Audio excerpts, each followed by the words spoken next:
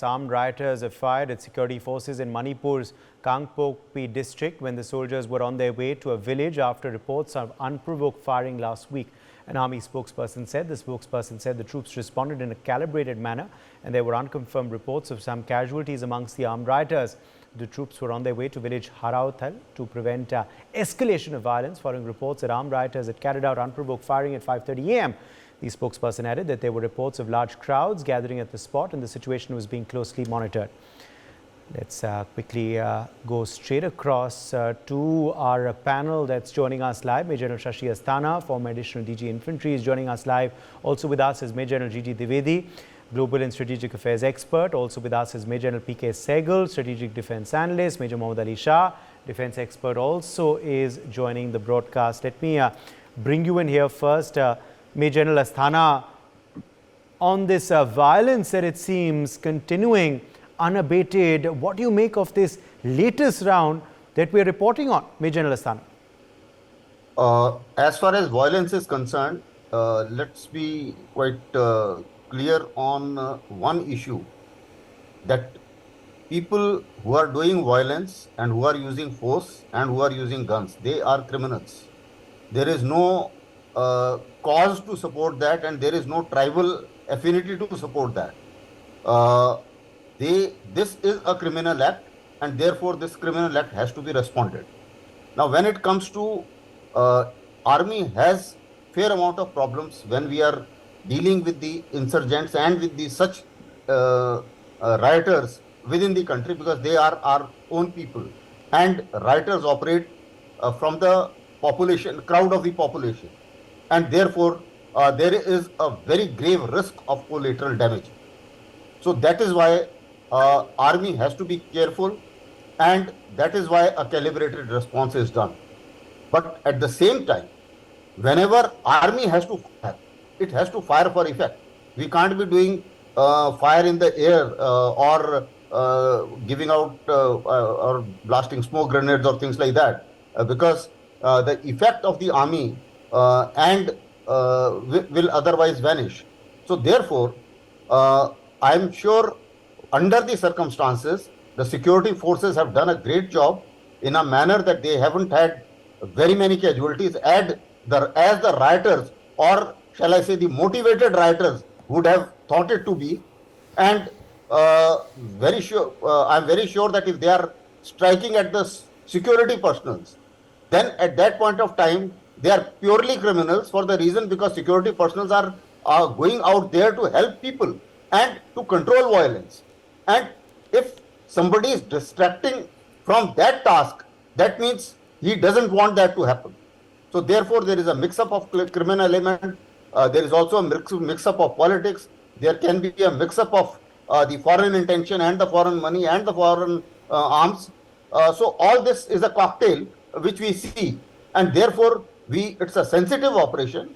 I think under the circumstances, the security forces have done a good job, and there can't be anything better than that, that control the collateral damage, but yet try your best to punish and ensure that the firing stops and no more violence is done. And this is perhaps, this is exactly what the security forces are aiming at. Uday.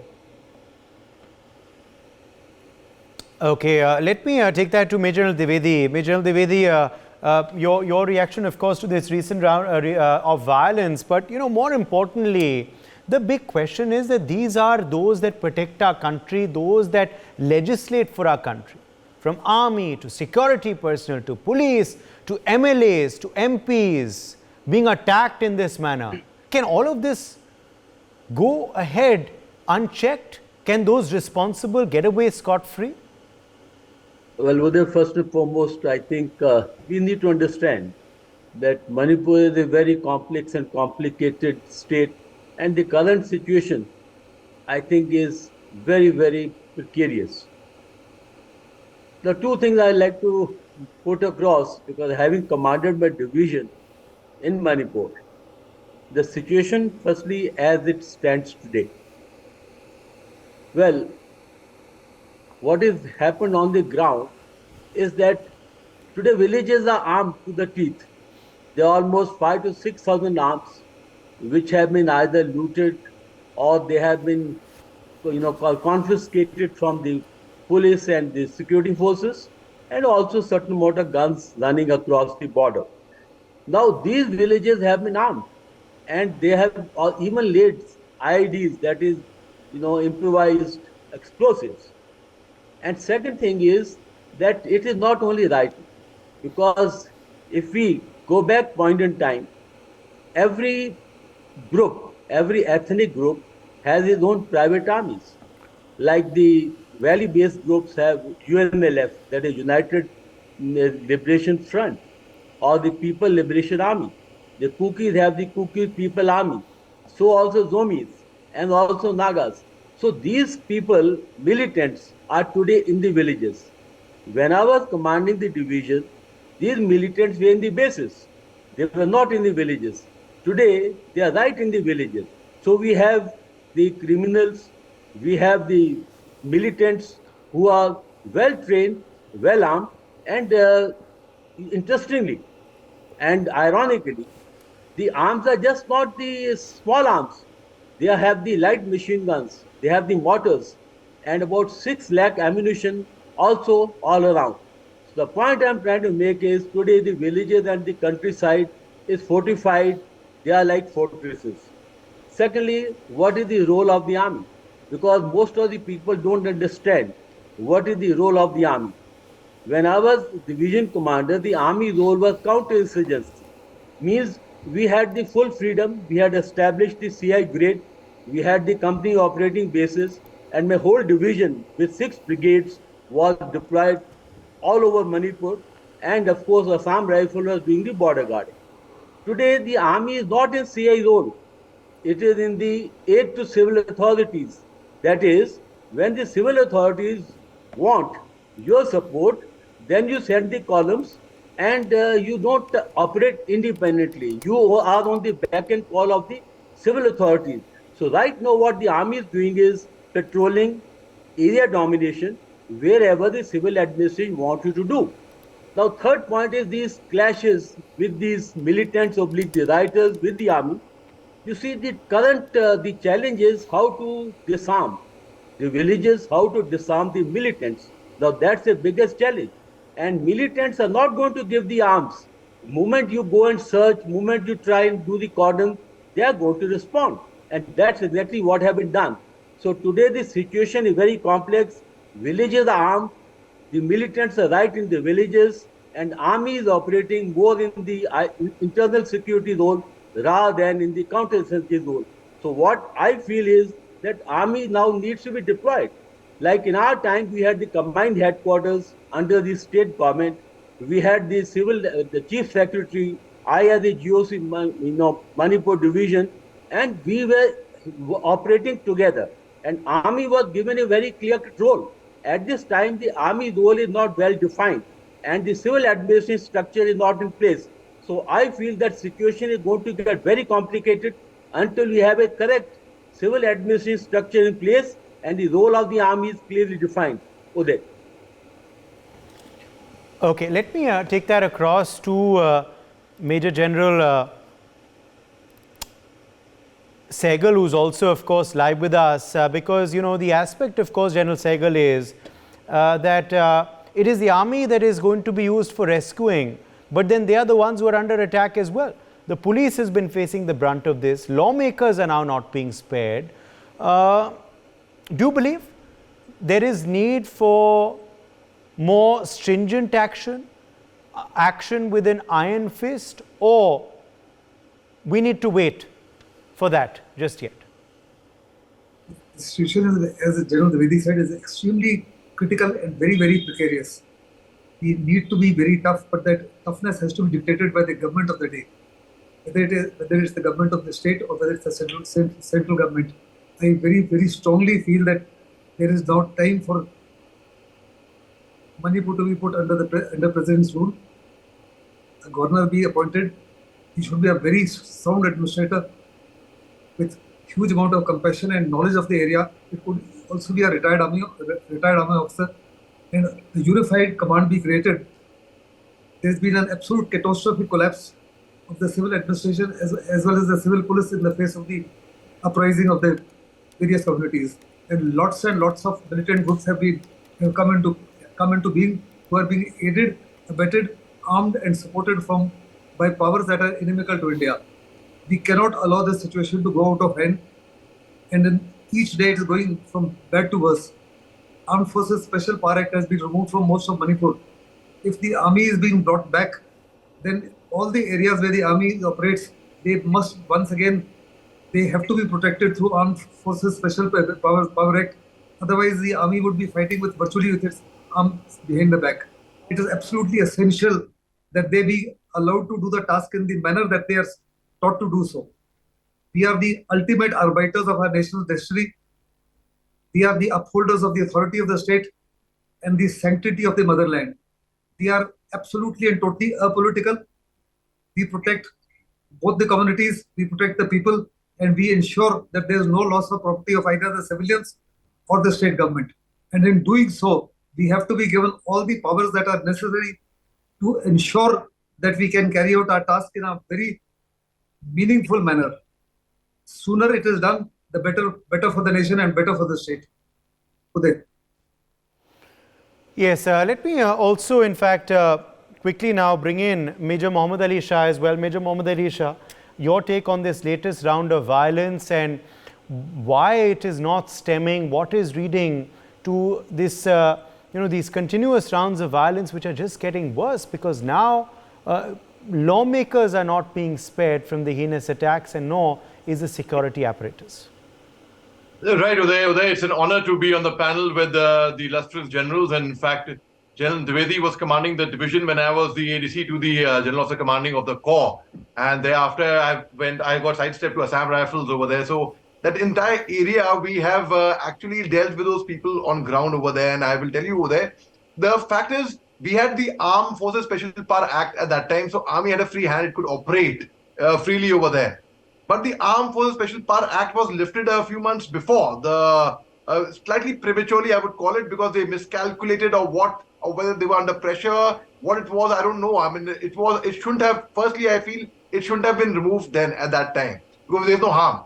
And secondly, well, when we are dealing with people in the northeast, in Manipur, the situation in Manipur, the time when General Dwivedi and we were there, I found it to be actually worse than the situation that in Jammu Kashmir, in fact. Jammu Kashmir made all the headlines, all the news, but the insurgency in Manipur was actually very difficult. We had underground factions like the UNLF, we had Nation Liberation Front, we had the PLA, we had the KYKL, the PPAC, the Pulse. There were a lot of other factions. There was many factions fighting over there. And many of these factions, incidentally and very interestingly, unke aapas mein nahi banti thi. Some of the factions, only friends were KYKL, PLA and UNLF. There was a talk between joining the faction. They should do a joint operation together at that time.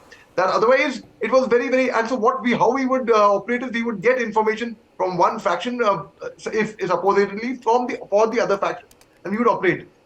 And now, as General Dwivedi said, right now the role of the army is, when they are officially formally, they haven't been called also, as aid to civil authority, like when they are riots, and the army is called in straight away to actually, just a minute, I'm so sorry, my cat was giving disturbance, okay. So, the army has to be called in as an aid to civil authority. So army, when it's called in, then they take over.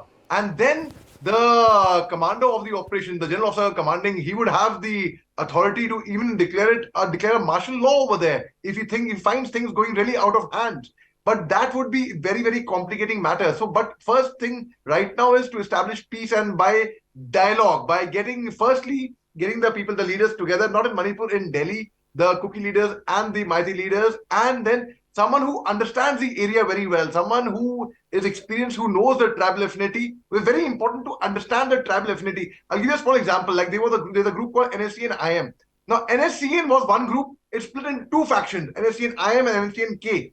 Now, because of differences within the faction itself, for example, it's dominated by the Tangkul tribe from Ukhrul, mainly from Shangchak district. So now, when jab unki aapas mein nahi bani, like the Angamis and the Semas, they got together against the Tangkuls. And that is when the NSC and IM split into Khaflang faction and Isaac Moiwa faction. So one has to understand the tribal affinity, which tribe is close to which tribe. Only then one can function. So someone who knows the area well, who understands the tribal culture, who understands exactly the demography, geography, topography, the history of that place, who the tribals can relate to. In fact, just yesterday I was in conversation with one of the Manipuri Sikhs. In fact, he was born and brought up in Manipur. He speaks fluent Manipuri. Amrik Singh Pawasab. In fact, I think he is a very right person to actually, his services should be used to bridge the gap between the communities, that's the Maiti community and the Kuki tribe. Never earlier has such kind of clashes earlier happened. Such clashes have happened earlier, ethnic clashes have happened earlier. But let me tell you, by nature, Manipuris are not like that. They are, when I say Manipuri, I mean, I include the Kuki tribe and the Maiti community as well in that, and including the Nagas, the Tangkuls, the Baite, Paite, the Pangals, who are part of the Maite community, and the Sanamais, who are also part of the Maite community. I include everyone. So Manipuris by nature are actually very, very peace loving. Nothing. They are not violent by nature. They're very hospitable. They are very warm people. They're very simple people, very, very emotional people who, yes, I admit one thing, they would tend to, because they're so emotional and they're so nice and they're so simple and so warm-hearted, they would tend to get carried away very, very fast. And when they get carried away, when they get angry, I mean, God help anyone who comes in front of them. God help anyone. So they are the best of friends and the worst of enemies. How do we then go about solving this situation? Major General Dwivedi, what is now needed? Because it seems that the arsonists, the individuals who have resorted to violence have no faith in the politicians, the bureaucracy, or the security apparatus anymore. Well, Uday, I think we need to take this issue in entirety first and foremost.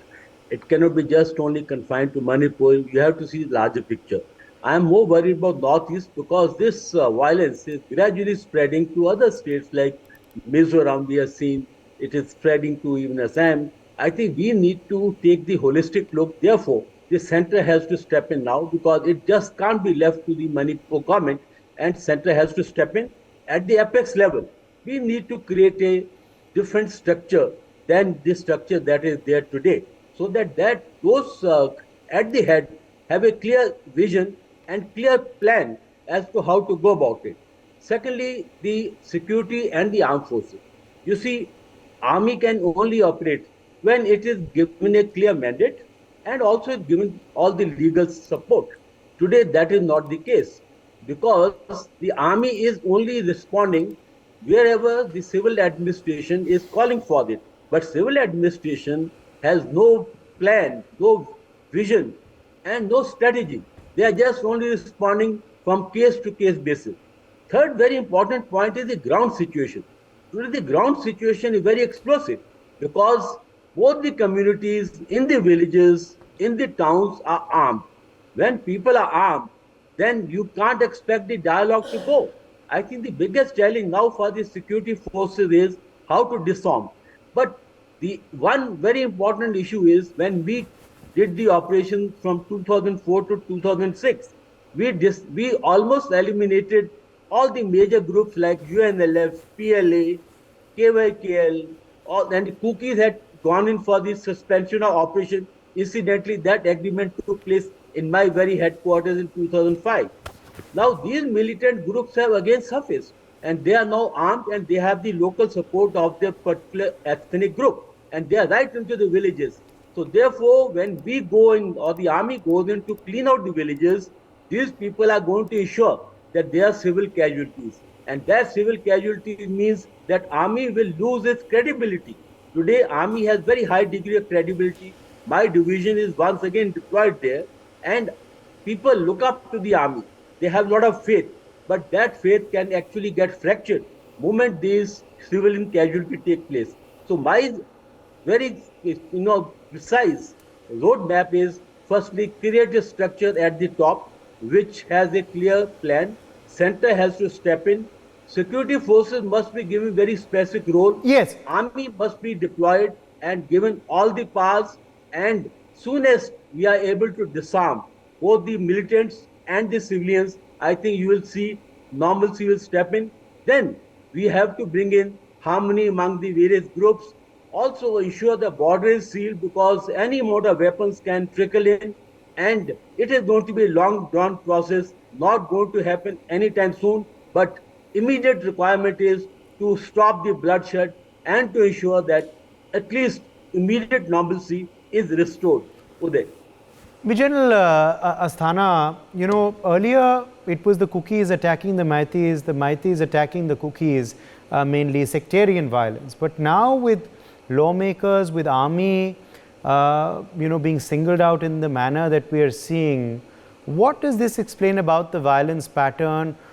Do you believe that the issues remain the same, or they've got more complicated now? Who do you believe would be behind these latest attacks where certain army personnel as well, certain other ministers are being singled out?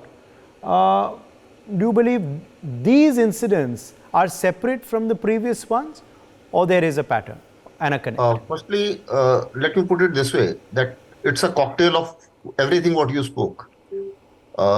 Ethnic problem certainly existed between Meithis and Kukis, and I, being from Assam regiment, have dealt with both. In fact, we have spent our whole life with these troops, and both of them are fantastic troops. But then when you talk of the pattern of violence and the incidents which have taken place, most of the time, these tribes have some very good principles, and they were very respectful to ladies. The fact that the certain incidents took place which shook the heart of the nation indicates that criminal elements have also gone into. And therefore, it has become a slightly different kind of violence pattern. Coupled with that, what General Dwivedi was mentioning, they have got armed.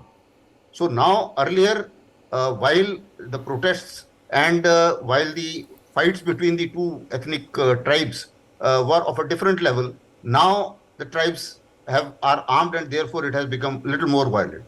And therefore, I would add on to straight away as to what should be done, because that is what is most important. Now, firstly, I think the government, and especially the central government, now needs to realize that it is out of chief ministers who belongs to one of the community which is involved, one of the ethnic group which is involved. I don't think the other community can have confidence on him, and therefore perhaps the center will have to step in. The area now stands disturbed. The disturbed area tag was removed maybe a little perhaps prematurely, without resolving this issue which was hanging in the court. So now whatever has been done is past. But now I think it should be declared as disturbed area. And if the army is brought in, certainly it can't be brought in without, it should not be brought in without the implementing the Armed Forces Special Power Act, which again the central government and the state government has to decide, and they are the ones who decide on that.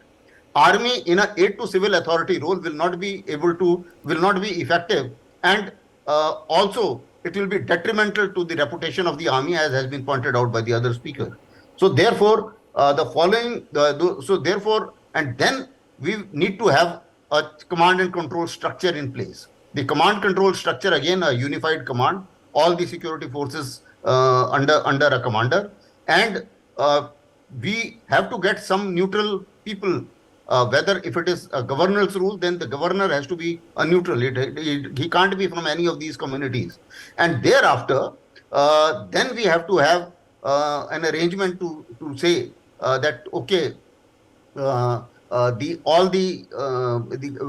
reporting channel will have to be worked out, and then I think a strategy has to be worked out, and the strategy will have all the contents, the political content, the social content, the cultural content, as well as the military content, as well as the security content. All these contents, that's how the strategy will have to be worked out.